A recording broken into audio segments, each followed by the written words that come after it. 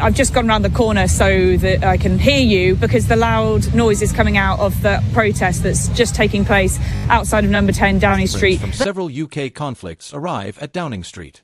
They've come to throw their medals on the ground outside the Prime Minister's London residence. Ladies and gentlemen, put the kettle on and grab your popcorn, because Britain's political panto has reached its most delicious scene yet.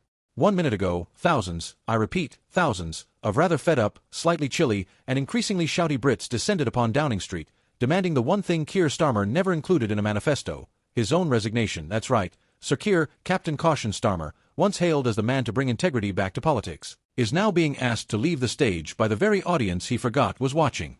And not gently, mind you, we're talking a full-blown chorus of, "Oi, Starmer! Pack it in, mate." Before we show you the video footage, I'd like to ask you a small favor. If you appreciate this content, please take a second to like this video and subscribe to the channel. Over 98% of you watch the videos without subscribing.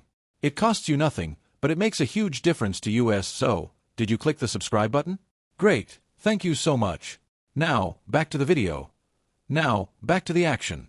Picture it, the streets of London, once ruled by pigeons and overpriced coffee, are now packed tighter than a Northern Line train at rush hour. Placards wave like Union Jacks on a bank holiday, only instead of jubilation, it's rage.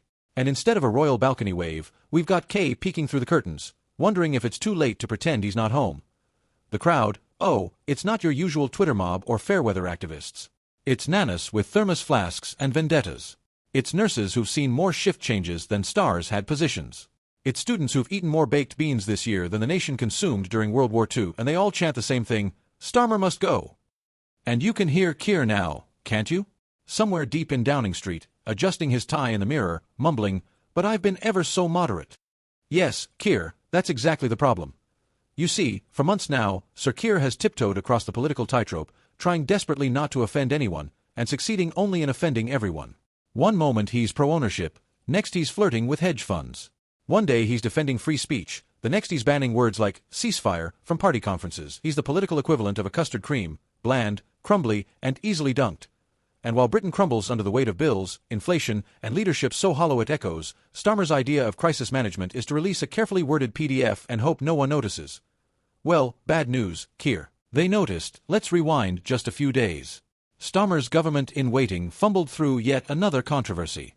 Angela Rayner out there dodging tax scandal questions like it's Strictly Come Dancing. Starmer responds by reshuffling his shadow cabinet with the energy of a man choosing curtains. He calls it decisive.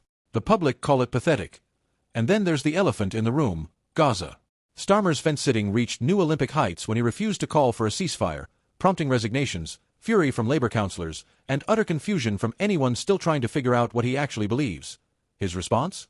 A faint shrug, a non-committal speech, and possibly a cup of Earl Grey. It's no wonder then that people have taken to the streets. They've had enough of platitudes, of timidity, of a labor leader who says, change, but delivers PowerPoint slides and a new slogan every 6 months. The man changes taglines more often than most people change socks. Tonight, those streets are alive with democracy and sarcasm. There's a bloke in a high-vis vest holding a sign that reads, "I'd rather be governed by a soggy crumpet." Another's shouting through a megaphone, "Where's Keir?" As though we've all agreed he's gone full hide-and-seek champion. Even the bobbies on the scene look confused. "Wasn't it meant to be the Tories getting booed?" one mutters. "Aye," says another, "but at least they had the decency to do it with flair." Inside number 10, or rather, inside whatever press-safe location Starmer has bolted himself into, panic is brewing. Not the exciting kind, the polite, anxious kind. The kind that involves meetings titled Public Sentiment Mitigation and the emergency printing of bullet-pointed apology statements.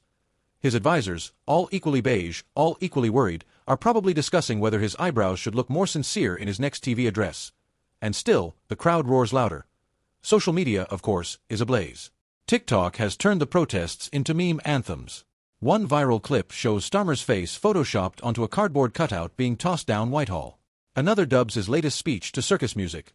Twitter, sorry, X, is overflowing with hashtags. Hashtag snore, hashtag where is Keir, and my personal favorite, hashtag the lack of leader. Even international media are getting in on the action. French headlines read Le Monde, German commentators call him Der Blasverwalter, the pale administrator, and American news anchors, bless them, are trying desperately to pronounce Starmer correctly while explaining to their audiences why the man who looks like a deputy head teacher has somehow managed to unite Britain against him. And here's the twist, this isn't about ideology anymore. It's not left versus right. It's competence versus whatever this is. The British public, famed for their patience, their politeness, and their ability to queue for anything, have snapped. And when we snap, we don't storm buildings. We show up in woolly hats, shout for an hour, and then go home for tea. But even that is seismic in this country, because the Great British Shrug has become the Great British Roar. Oh, what now? Will Keir emerge from his bunker with an actual plan? Will Labour MPs stage a quiet, passive-aggressive coup complete with stern letters and disapproving glances? Or will the whole thing collapse under the weight of beige policy PDFs and half-apologies delivered in Starmer's signature monotone? Whatever happens next, you will want to be here to watch the slow-motion implosion of a man who tried to lead a nation with nothing but a ruler, a spreadsheet, and a fear of offending anyone with a pulse. Okay, if you're watching this, the crowd outside?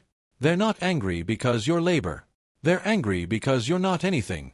Not bold, not clear, not present.